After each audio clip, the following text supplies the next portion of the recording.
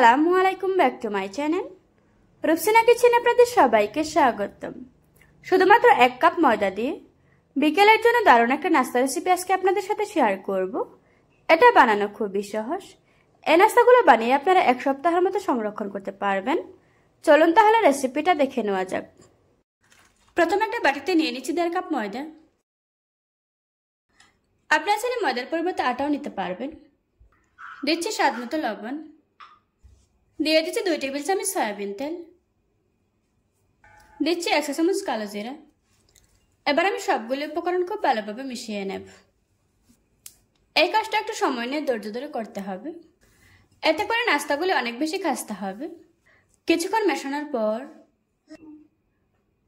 এভাবে মুট করলে যদি দলা পেকে যায় তাহলে বুঝতে হবে আপনার মাখানোটা হয়ে গিয়েছে। এবার অল্প অল্প পানি দিয়ে একটা ডো তৈরি করে নেব।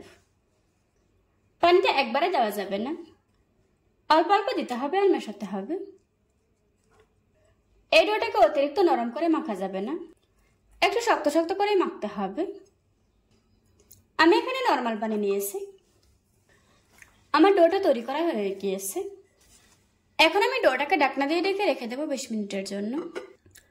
ফিরে এলাম 20 মিনিট পর। ডোটাকে আরো কিছুক্ষণ সময় নিয়ে মুদে নিতে হবে।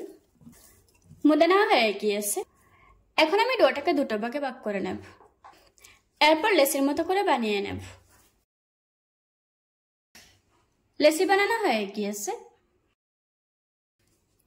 বোর্ডের উপর একটা লেচি নিয়ে নিচ্ছি, তারপর সামান্য একটু ময়দা ছড়িয়ে দিচ্ছি। এবার একটা রুটি বেলে নেব।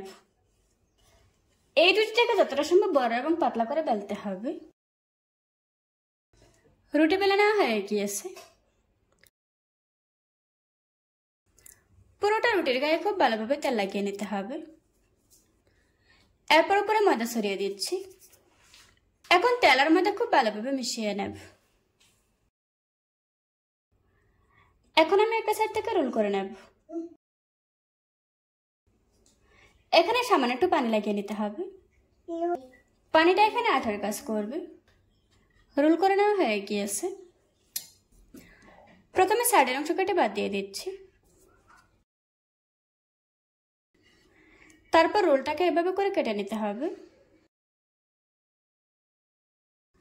নাস্তাগুলিকে আমি একটু ছোট ছোট করে বানাবো, তার জন্য এরকম ছোট করে কেটে নিচ্ছি। আপনি আসলে বড় করেও কেটে নিতে পারবেন। এবার আমি নাস্তাগুলি বানিয়ে নেব।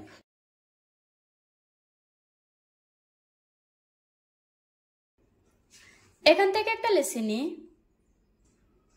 হালকা হাতে প্রেস করে বানিয়ে নেব। আপনারা দেখেই বুঝতে পারছেন আমি কাজটা কিভাবে করছি। একইভাবে আমি সবগুলি নাস্তা বানিয়ে নিয়েছি। এখন এগুলিকে ভেজে নেব। নাস্তাগুলি ভাজার জন্য চুলায় মিডিয়াম আঁচে তেল গরম করে নিয়েছি।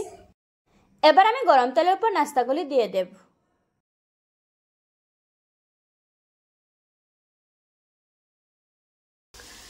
সবগুলি নাস্তা ছেড়ে দেওয়ার পর চুলার স্লো মিডিয়ামের মাঝামাঝি রাখতে হবে।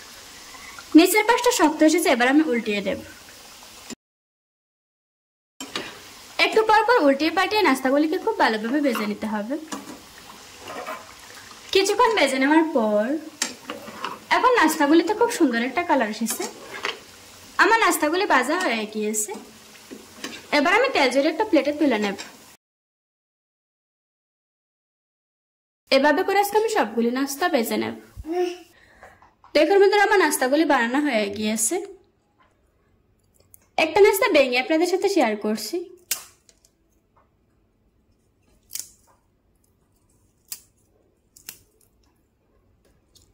আশা করছি আজকের এই সহজ রেসিপিটা আপনাদের কাছে ভালো লাগবে। ভালো লাগলে আমার চ্যানেলটা সাবস্ক্রাইব করে পাশে থাকা বেল বাটনটি অন করে রাখবেন। আবারও কথা হচ্ছে নতুন কোনো ভিডিওতে। ততক্ষণ সুস্থ থাকেন, ভালো থাকবেন। আল্লাহ হাফেজ।